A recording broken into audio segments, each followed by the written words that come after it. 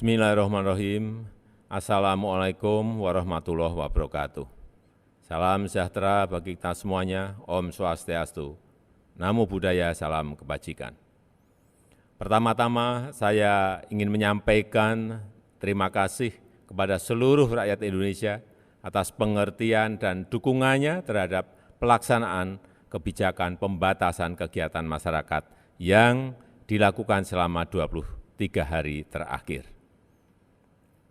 Kita tahu saat ini sudah terjadi tren perbaikan dalam pengendalian pandemi COVID-19.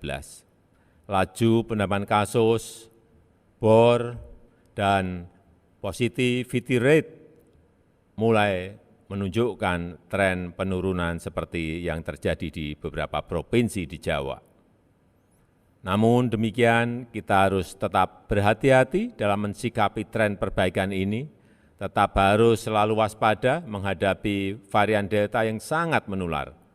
Pertimbangan aspek kesehatan harus dihitung secara cermat, dan pada saat yang sama, aspek sosial ekonomi masyarakat, khususnya pemenuhan kebutuhan hidup sehari-hari juga harus diprioritaskan.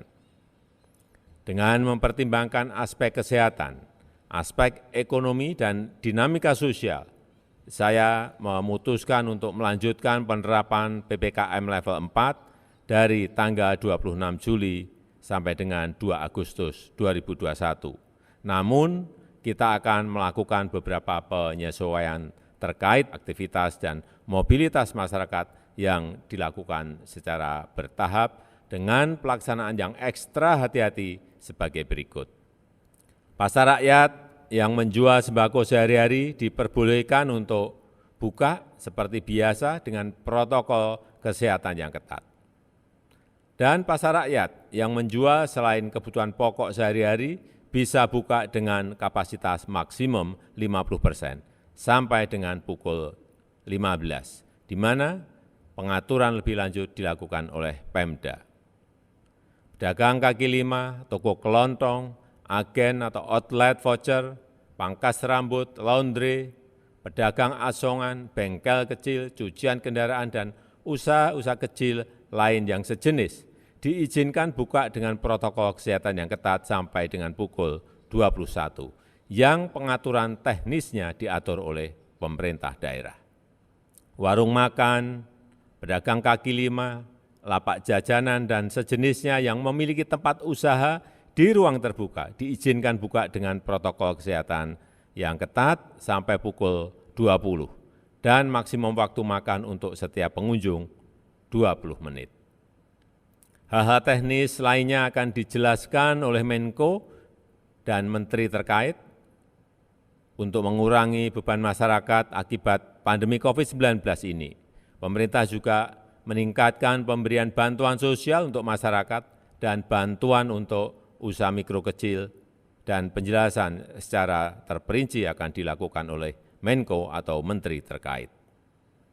Bapak Ibu yang saya hormati, secara khusus saya minta kepada para menteri terkait juga segera melakukan langkah-langkah maksimal untuk membagikan vitamin, suplemen kepada masyarakat, memberikan dukungan obat-obatan dan konsultasi dokter terhadap isolasi mandiri, serta dukungan pengobatan di rumah sakit.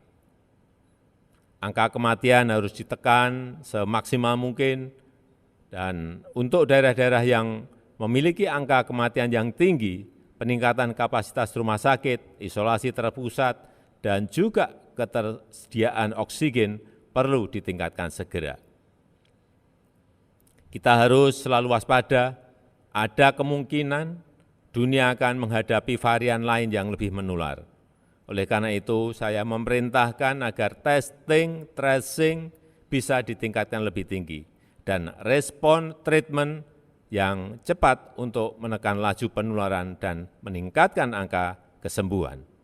Penerapan protokol kesehatan yang ketat, serta peningkatan testing, tracing, dan treatment akan menjadi pilar utama penanganan COVID-19 ke depannya.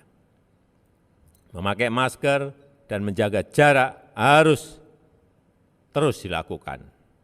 Terakhir, saya mengajak seluruh lapisan masyarakat seluruh komponen bangsa untuk bersatu padu dan bahu-membahu melawan COVID-19 ini.